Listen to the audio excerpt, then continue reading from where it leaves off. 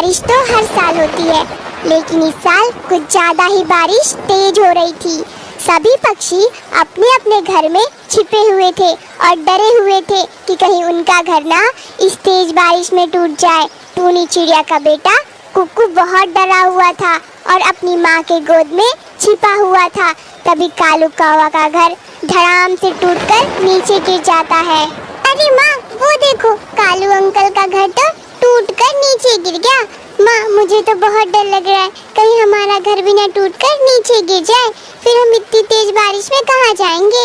चिंता मत करो कुक्कू बेटा, हमारा घर नहीं टूटेगा।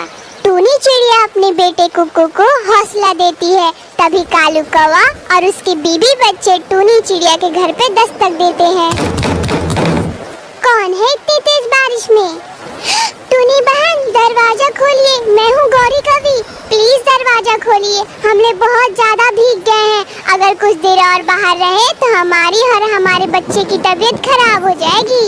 सिर्फ एक दिन की तो बात है, जैसे ही बारिश खुलेगी हम अपना नया घर बना लेंगे, प्लीज दरवाजा खोल दीजिए। टूनी चिड़िया इतना सुनते ही दरवाजा खोलकर अंदर बुला लेती है और सबको सूखी तौलिया देती है शरीर पोंछने के लिए।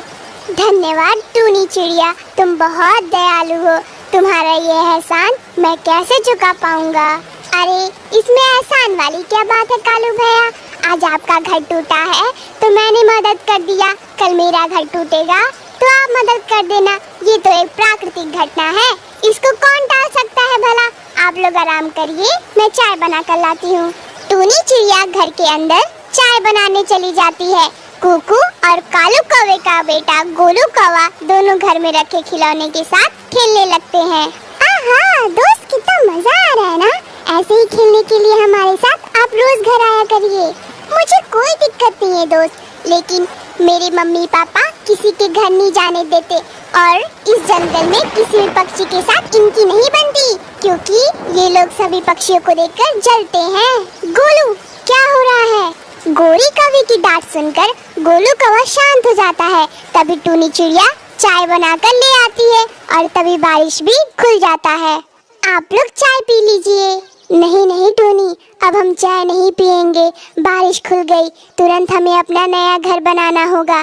गोरी, अगर तुमको पीना है तो तुम पी लो और गोलू को भी पिला दो। मेरी इतनी फूटी किस्मत नहीं है कि मैं इस गरीब चिड़िया के घर चाय पीऊंगी। अब जल्दी चलो, हमें अपना नया घर भी तो बनाना है। गोरी कवि की बात सुनकर टूनी चिड़िया बड़ी हैरान हो जाती है कि जब काम लेना था तो जी कहकर बोल रही थी और काम निकल गया तो घमंड में बोल रही है। लेकिन टूनी चिड़िया इस बात को अनसुना कर देती है और कालू कौवा अपने पूरे परिवार के साथ वहाँ से चला जाता है और कुछ ही घंटों में वो लोग अपना नया घर बना लेते हैं। अब जाके मुझे सुकून मिला।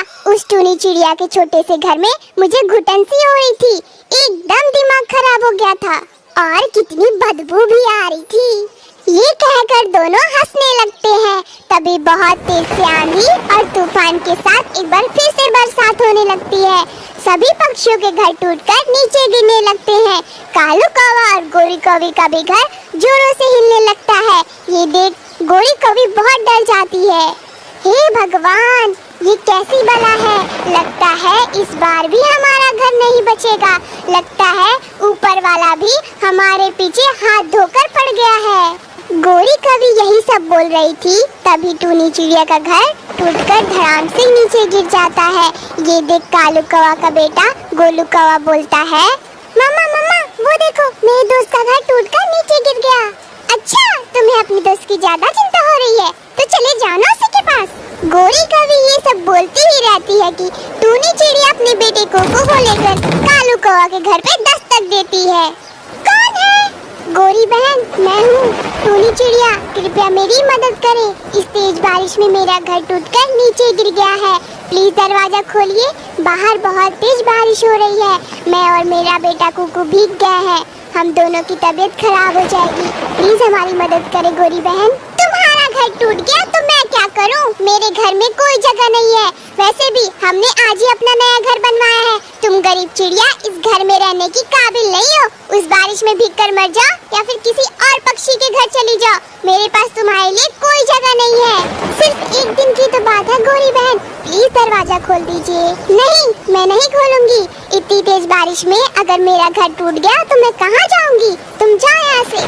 टूनी चिड़िया गौरी कवि की बात सुनकर निराश हो जाती है और वहाँ से जाने लगती है। तभी गौरी कवि का घर टूटकर धड़ाम से नीचे गिर जाता है।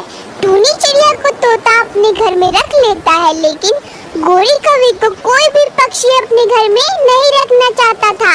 इसीलिए कहते हैं, जैसी करनी वैसी भरनी। दोस्तों, कब किस पर मुसीबत आएगी ये कोई भी नहीं जानता, इसीलिए समय समय पर सबका साथ देना चाहिए। प्यारे दोस्तों, इस कहानी को लाइक करना